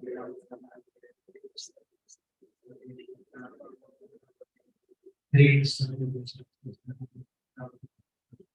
Hare Krishna, Hare Ram, Hare Ram, Hare Krishna, Hare Krishna, Krishna Krishna, Hare Hare, Hare Ram, Hare Ram, Hare Krishna, Hare Krishna, Krishna Krishna, Hare Hare, Hare Ram, Hare Krishna, Hare Krishna, Krishna Krishna, Hare Ram,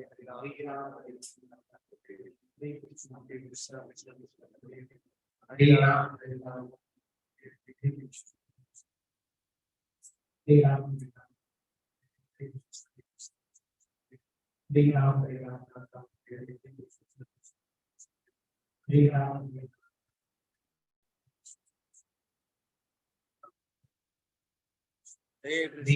Krishna,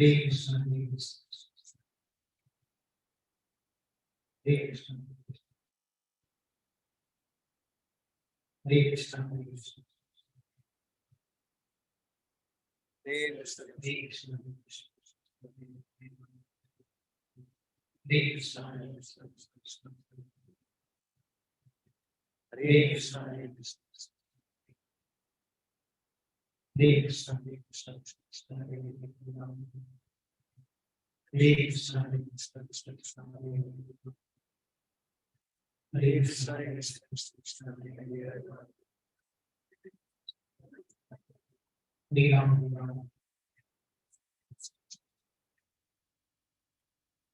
Hare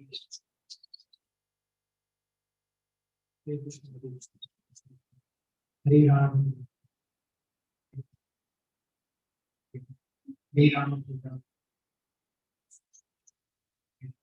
Hare Ram. Hare Ram.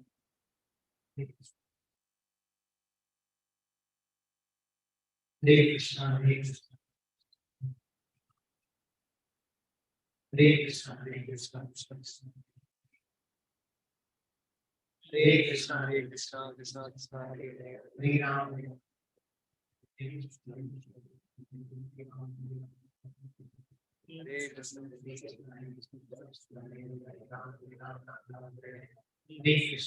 Krishna. Hare Krishna. Hare Krishna. Hare Krishna. Hare Krishna, Hare Krishna, Hare Ram, Hare Krishna, Hare Krishna, Hare Ram, Hare Krishna, Hare Krishna,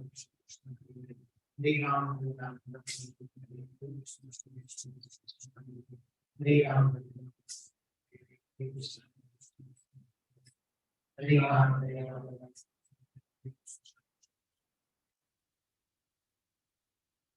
Hare Krishna, Hare Krishna, Hare Ram, Hare Ram,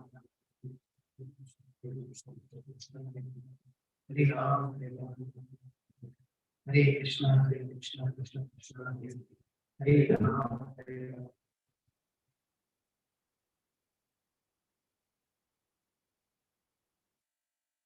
Jai Sri Krishna Chaitanya Prabhu Nityananda Shri Advaita Saraswati. So today we learned that we have to feed our body and also our soul. So we'll feed the soul once in a week, every Sunday once you come here, or every day. And how we feed our soul? By chanting the holy names of the Lord and by reading our Kirtan. So these are the only two things we are requesting every day, every Sunday we meet. That yes, once we hear this practical sound vibration spoken by the Lord through the Bhagavad Gita, our life will get streamlined. Our life will find the meanings. We'll find the true purpose of our life. Yes, we not only take care of our functional responsibility, our functional duties as a mother, as a father, as an employee, as a husband or a wife, but also we need to take care of ourselves as a spirit soul. How? We are part and parcel. So we have tried so many things in so many lifetimes. In this lifetime also we have tried so many things. So why not try this? And we will see that. So as we said, we understand right and wrong by consequence. We ourselves get benefited out of it. We become more successful as a husband, or as a wife, as a mother, as a father, as an employee. Holistic growth we can experience in our own life. And yes, that's why we see that so many people, that why like all the volunteers in our group, they are not paid, right? Or they are not coming with any intention, any hidden agenda, because they have experienced it. And we heard today about it. We hear, we observe, we practice, we experience, and we share. Because we find something good and we want to share with others. Oh, this movie is so wonderful. Oh, this restaurant is so delicious. Oh, right? This iPhone or this phone is so great. Right? We like it and then we share it. Right?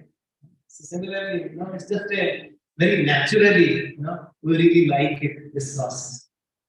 Any thoughts, any comments so far? Anybody would like to have any questions?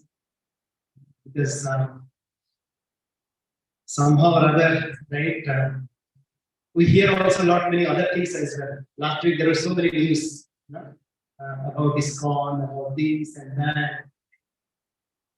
But we really understand that, right?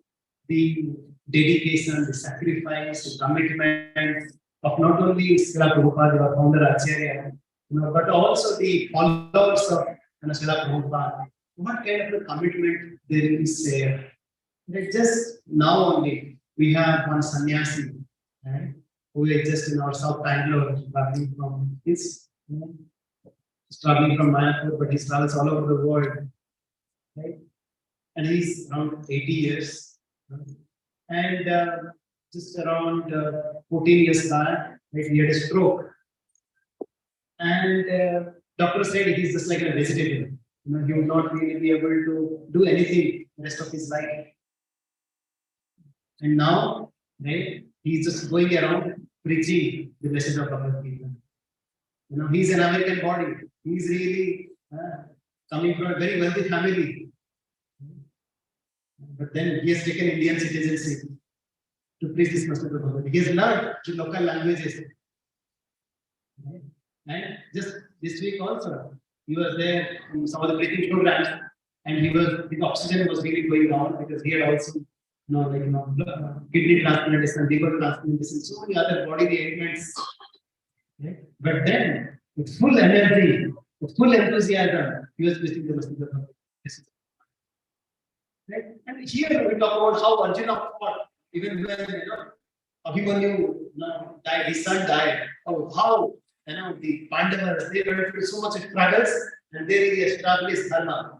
And we see also that how Prabhupada, he did during his lifetime and his disciples. And now also we see here in this group itself, we had this Thanksgiving ceremony just a couple of weeks back on after Janmashtami.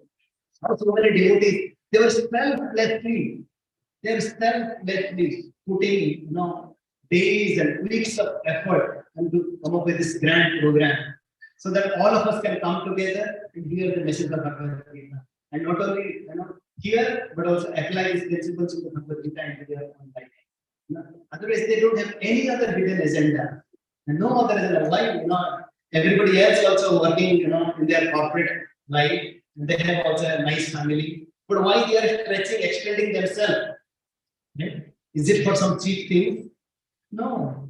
Because they really feel that happiness. They really feel that bliss. That how this message of Bhagavad Gita is truly Sanatana, is really eternal, and is pratyaksha avagaman dharmyam susukham kartumabhyam. That yes, it can really transform our heart. Right? It's not just like we can really understand something by seeing, not by believing something, or by saying something. We see that how a person's heart getting transformed. Right? How their lifestyle getting changed. Right? People talk about, they do this and that. But like all the devotees, they forget about healing or encouraging healing, but they don't eat anything which is not offered to the Lord. And can anybody offer anything to the Lord which is not right? This is not sattvic, which is not this and that. Right? Yes, there are so many people that speak so many good things about ISKCON. Nobody highlights that. Like recently, our ISRO chairman, Dr. Somnath, he spoke so much about Prabhupada, about ISKCON, or even Modi ji or Adityanath, he went to our Vrindavan, he established his school, right? And I think ISKCON makes so many things all over the world. In Russia, you don't know what kind of a struggle, right? The devotees are going to Russia, Ukraine, and Croatia, and all these countries with the most flourishing, right? Process of spirituality, Krishna conscious movement. Everybody is thinking and dancing. And do you think that they just like this Hinduism and they just started like this? No, because the devotees are going there and spending gallons and gallons and gallons of blood, right, to bring one person to be a devotee. But even here itself, right, we are just trying to facilitate. Right? We're trying to invite that yes, you want to give the knowledge of Bhagavad Gita. How many are coming? We are not charging anything. We are just encouraging, requesting them. Why do you take this message of Bhagavad Gita? But people are so reluctant.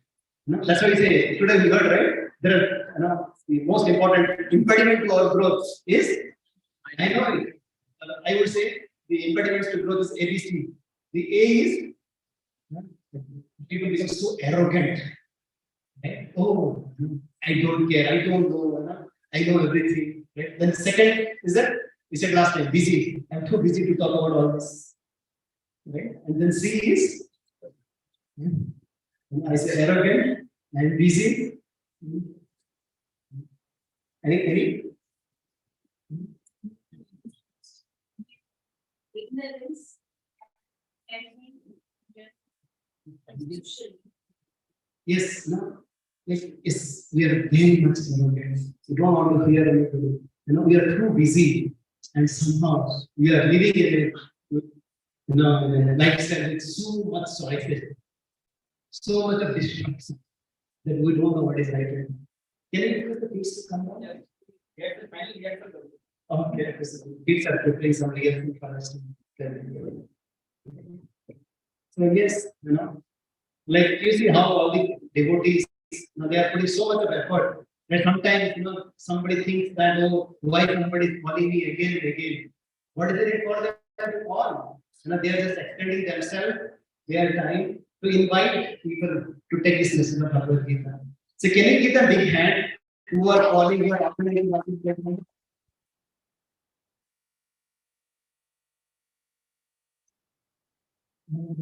All these families, they have come into this process of Krishna consciousness, maybe somebody 6 months back, somebody 1 year back, or somebody maybe a couple of years back. Right? Nobody here is a kind of a born perfect gentleman. Yeah? At least I am not. I have also, I had also so many imperfections, and still I have also so many things. But still, right, I am trying my best. So whatever we see, like we don't see, nobody says here that we are perfect. But we are going the perfect path. We are on the journey where a lot of people have walked this path and they have perfected their life. And you see through the qualities of the person who have perfected their life. It's not just by saying once again. Right? We see their life. How do we see? Because they have tolerated these sufferings. They have dealt with these dualities in their life, either in the success or failure. Because how the test comes, through the success and also failures. Right? Sometimes failure comes, we get dejected. We are good for nothing. Right? And then we start kind of blaming this person, that person, this person, that person. Or when success comes up, then we say that everything is me. Right? So yes, Lord tests us through success and failures. But it's really up to us. How do we really grow through these dualities? How many of you kind of align with thought process, or do you have any other questions, comments? Because there is that data would really like to ask you the questions. Right? Any thoughts, any comments, any of you have? Or any points that you think, right, that really touched your heart, that you really learned something new today, that you're really going to apply in your life. And I'm going to, third time I am going to give you the example. You said, makeup in the scriptures, it looks good. When we apply. So what are you going to apply? We have to take care of our soul. We are not ignoring our body, but we have to take care of our soul. Yes. Yes.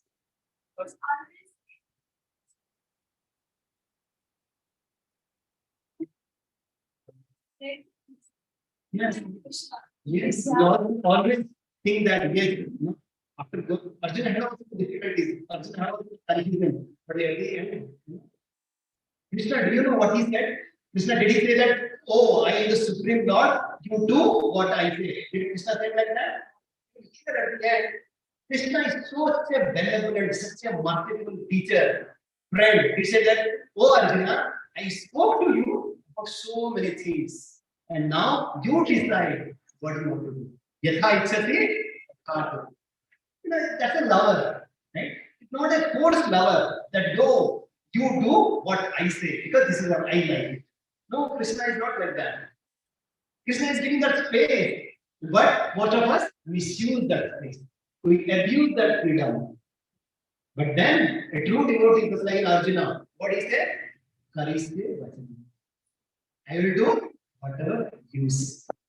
You see, there is a kind of the relationship between teacher and student, and between the spiritual master and disciple, between the spiritualist. How Lord is giving so much opportunity to all of us to grow in our life. Yes, there are bound to be doubts. There are bound to be demons. When Krishna also appeared in Vrindavan, there were so many demons came. Isn't it? Right? Yes. As we progress in our spirituality also, there is so much doubts will come. Because as long as the house is dirty, right, you just start, going with it. Right? You don't realize it. Once you start cleaning it, there is so much is dirty. Now start clearing it and how much dirt is coming. You're getting my point? Sometimes you think that, oh, am I in the wrong path? Because I am getting more crazier. Right? No, once you start clearing, just give some time, and over a period of time, things will be okay. So, yes, so, all these kids they have planned from home. So, before they come, let's give them a big hand. They have planned.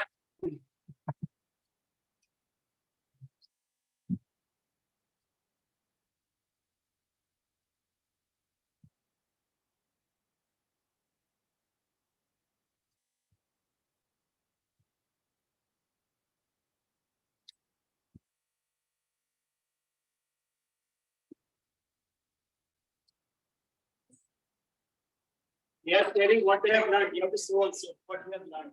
Once you go home.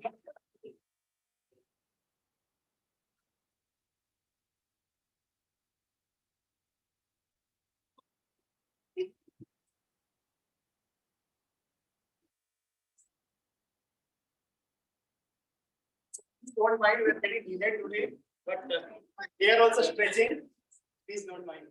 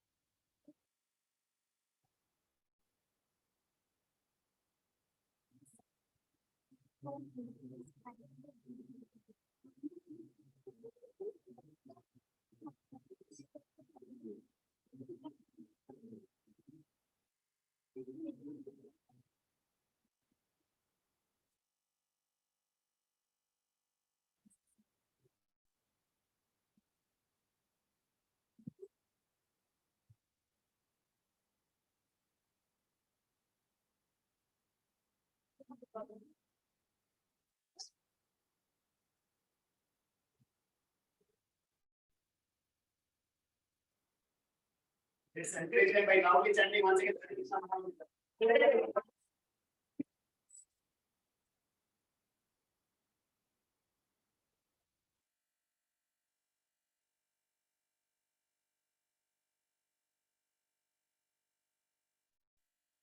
Today, we are going to recite a shloka from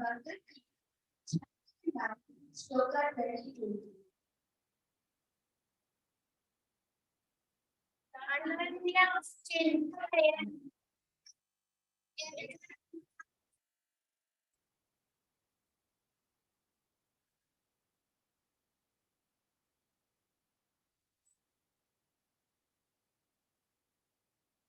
Translation of this shloka.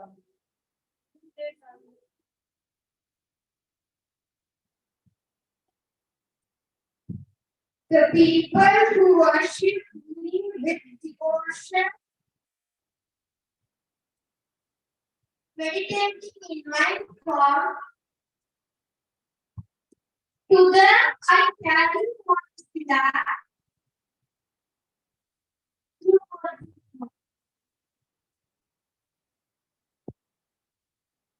According to this shloka, we are going to perform a drama. Once upon a time, there lived a Brahmin named Akshar. Arjuna. He lived with his wife. He used to build in 3 houses. If he had feed on the food which went. If he don't get any food from the 3 houses, he used to starve till the next day.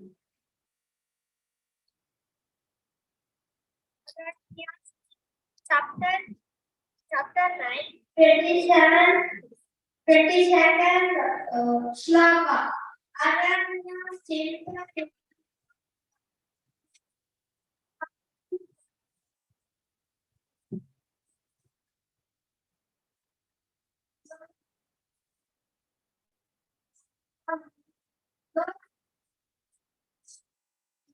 with devotion, meditating for one form to the form.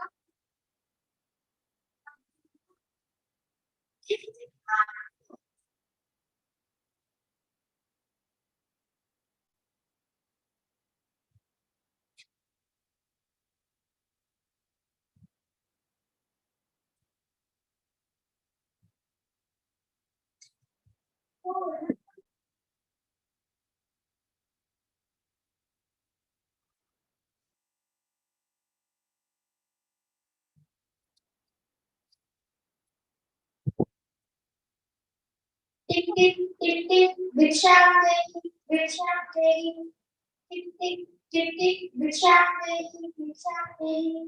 I think they are sleeping now. Okay, let me go to the second house. Tick tick tick tick, Bhikshamdei. Sorry, Brahma. We have.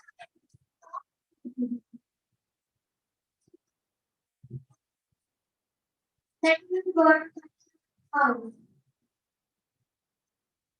Tick tick, Bhikshamdei. Sorry, we are doing food stuff. So we need to prepare food. Okay, I need to start. Okay.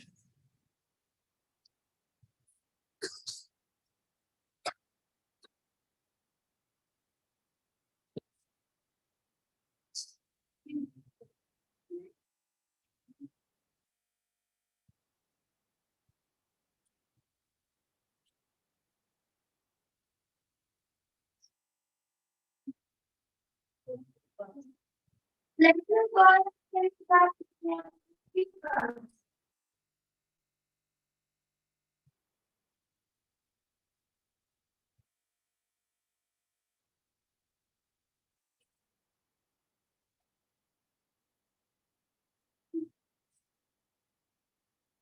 We are the students of your husband.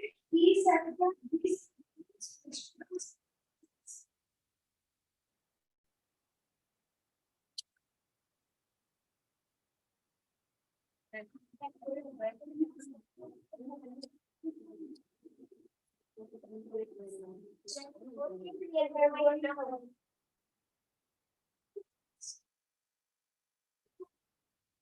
Why does not